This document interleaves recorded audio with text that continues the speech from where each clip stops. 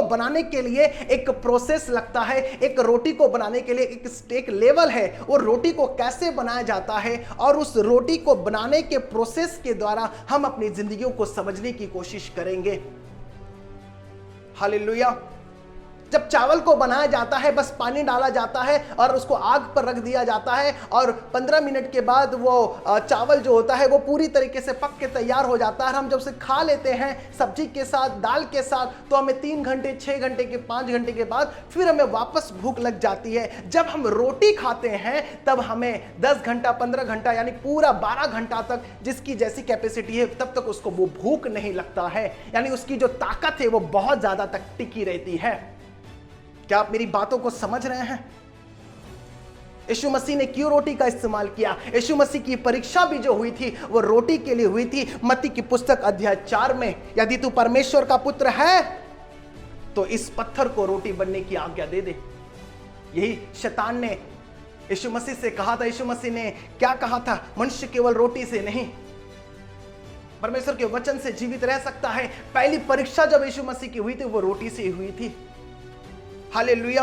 आप उत्पत्ति की पुस्तक, आप निर्गमन की पुस्तक, आप ले व्यवस्था, आप पुराने नियम को उठाकर पढ़ ले, परमेश्वर ने रोटी से शुरुआत की। हालेलुया। आपको पुराना नियम में भी रोटी देखने को मिलेगा, अखमीरी रोटी, पर्व की रोटी, बहुत सारी रोटियों के बारे में आपको पढ़ने को मिलेगा। ये रोटी की क्या खासियत होती है, इसे बनाया कैसे जाता है? ठीक है, रोटी को बनाने के लिए आटा लगता है, पानी लगता है, तेल लगता है, उसको बेलने के लिए बेलन लगता है, हाँ ठीक है, और उसके लिए तावा लगता है, आग लगता है, और फिर जाकर वो रोटी तैयार होती है। एक रोटी जो गूंदा हुआ आटा होता है उसके अंदर क्या क्या डाला जाता है? सबसे पहले हम उसमें पानी डालते हैं। पानी क्या दर्शाता है? पानी जीवन का जल दर्शाता है।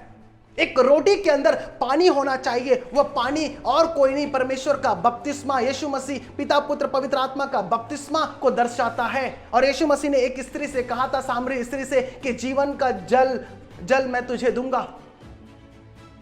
वो जीवन का जल उस रोटी के अंदर होना चाहिए। रोटी का मतलब है बिलीवर्स। एक रोटी का मतलब है यीशु मसीह, और एक रोटी का मतलब है बिलीवर्स, जिसे हम कह सकते हैं हम सब। यानी उस रोटी को पानी में गूंदना पड़ेगा, उसके अंदर पानी होना चाहिए, अंदर भी और बाहर भी। और दूसरा, जो उसके अंदर हम जब रोटी को जब गूंदते हैं तो हम उसके अंदर क्या डालते हैं?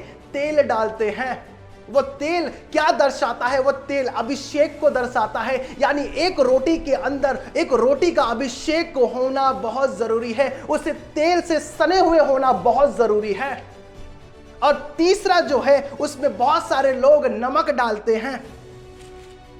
मत्ती की पुस्तक अध्याय 5 में यीशु मसीह ने कहा कि तुम पृथ्वी के नमक हो, यानी उस रोटी के अंदर नमक होना बहुत जरूरी है। आज भी बहुत सारे घरों में रोटियां जब बनाई जाती है तो उसमें नमक डाला जाता है। नमक मतलब क्या? तुम्हारा कैरेक्टर। नमक मतलब क्या? तुम्हारा स्वाद, तुम्हारा चरित्र, तुम्हारे बोलने का तरीका, तुम्हारे चलने का तरीका, तुम्हारा चाल चलन, यह एक नमक को दर्शाता है। तुम्हारा स्वाद कैसा है? क्या तुम्हारा स्वाद मसीह वाला है या तुम्हारा स्वाद संसार वाला है? यानी नमक जो है वो हमारे स्वाद को दर्शाता है कि हमारा जो हमें कोई अगर इस्तेमाल करता है, हमें जब कोई किसी चीज में डालते हैं तो क्या उसको मसीह का स्वाद मिलता है या नहीं है। और फिर उसको बेलन से दबाया जाता है, एक उसको आकार दिया जाता है उस रोटी को। हालेलुया। फिर उसे आग पर दर्शाया जाता, आग पर रखा जाता है। उस तवे पर, उस आग की भट्टी पर, उस आग वाले तावा पर नीचे आग जलती रहती है, यानी उसके ऊपर उस रोटी को रखा जाता है। और वो रोटी उस गर्म आंच में वो बनता रहता है, वो मुश्किलों में बनता रहता है। वो पवित्र आत्मा की उपस्थिति में वो रोटी पकता रहता है। क्या आज हम पवित्र आत्मा की उपस्थिति में पक रहे हैं? क्या आज हम पवित्र आत्मा की उपस्थिति में बन रहे हैं? यीशु मसीह ने कहा कि मैं पिता से विनती करूंगा, तुम्हें एक और सहायक देगा, वह है पवित्र आत्मा। हालेलुया। इब्रानियों 12:29 में लिखा है कि हमारा परमेश्वर भस्म करने वाली आग है। वो पवित्र आत्मा आग के नाई आग है। आग, क्या हमारे अंदर वो रोटी में, क्या वो हम में पवित्र आत्मा की आग है? क्या हम उस आग में आज पक रहे हैं? यह सवाल है आपसे।